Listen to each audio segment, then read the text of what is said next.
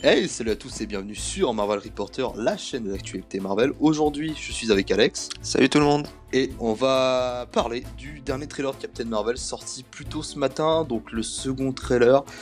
Alex, vite fait, quand l'as-tu pensé? Quel est ton ressenti vis-à-vis de cette démonstration des pouvoirs de Carol Danvers? Bah moi j'ai bien apprécié parce que déjà dans Captain Marvel c'est pas un film que j'attends de ouf. Dès qu'il a été annoncé j'étais clairement pas hypé parce que je connais pas le perso de base. Parce que t'en as pensé toi? Pour le coup, j'ai un avis qui diverge quand même pas mal, c'est que déjà Carol Danvers part avec un mauvais point pour moi, c'est un personnage que je n'aime pas du tout. D'autant plus avec ce qu'ils en ont fait récemment, je parle au niveau des comics, où on a eu Civil War 2, choses comme ça. Oh, c'était de la merde, hein, autant le dire. Le trailer a quand même remonté un peu ma hype, parce que j'attendais, franchement, c'est pas contre Brie Larson ou quoi que ce soit.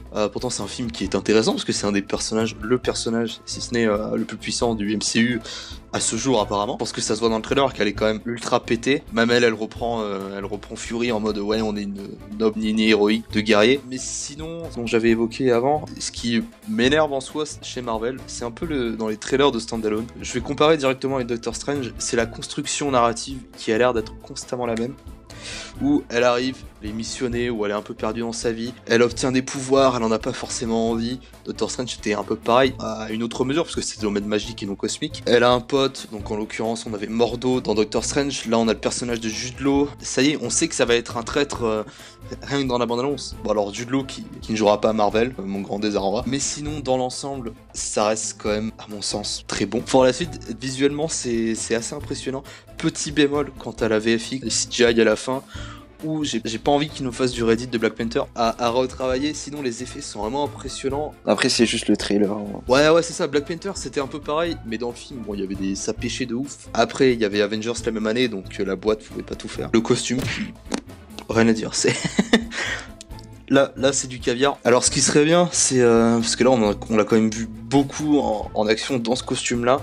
Ce serait bien qu'elle garde le costume Kree un peu tout le long du film, et que ce soit vraiment le costume de la fin où elle tient à se démarquer. Et je pense que ça va se jouer comme ça, genre sur les 20 dernières minutes elle aura son dernier costume. Je pense qu'on est tous d'accord là-dessus.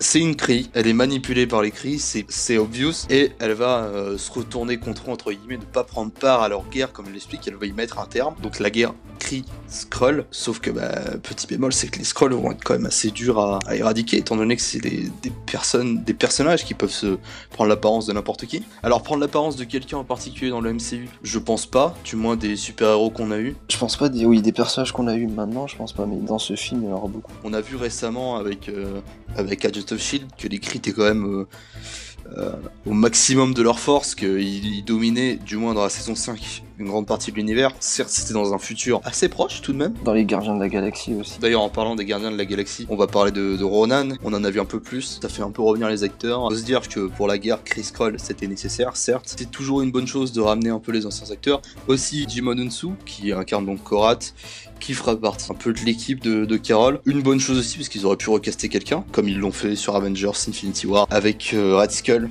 qui malheureusement Hugo Weaving n'a pas désiré revenir. C'est un trailer essentiellement sur l'histoire. Le deuxième, c'est toujours celui qui va un peu plus dans l'histoire, c'est moins de la démonstration. Balance de l'action. Voilà, là c'est pas de l'apéro, là on attaque le plat. Sinon ensuite, quant au design des Skrulls, je suis quand même assez convaincu.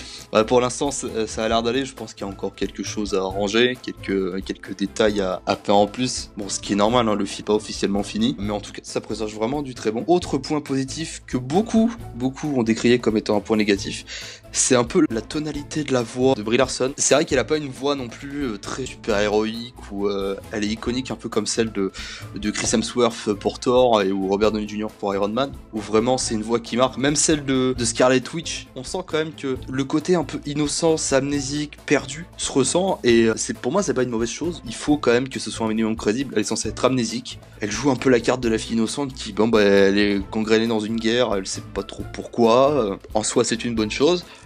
Après bon, si c'est sur tout le long du film, même à la fin, posera peut-être un peu problème. Sur ce côté-là, je pense qu'elle va surtout arriver sur Terre, je sais pas pour quel combat, mais je pense sûrement pour trouver 2-3 Skrulls, comme on l'a vu dans le trailer avec la scène dans le train. Elle va chercher des Skrulls, elle va tomber sur Nick Fury, il va lui parler du Shield, sûrement 2-3 trucs. et il va tomber sur des photos d'archives où elle était en train de travailler pour l'armée américaine. Petit à petit, je pense qu'elle va retrouver ses souvenirs, comme on a vu dans certaines scènes de flashback. Et elle va se demander si elle est vraiment du bon côté, je pense. D'ailleurs, pour revenir à Fury, donc qui est quand même assez présent, ça a l'air d'être un sidekick imposant quand même, un peu à la Wong, où c'est pas vraiment le sidekick voulu, mais à la fin, il va vraiment se ranger de son côté. En soi, c'est une bonne chose, même si bon, c'est carrément pompé sur Doctor Strange. Comme je l'ai dit, c'est vraiment la même construction. Pour le coup, ça marche, puisque Fury, c'est un personnage qu'on connaît déjà, et où là, on va connaître vraiment dans sa dite jeunesse. Après, c'est pas forcément dit quel âge il a. Et 2 beaux yeux. Avec 2 yeux. Dans The Winter Soldier, on voyait déjà l'œil de Fury au grand jour, parce que à chaque fois, on a toujours vu avec le cache-œil.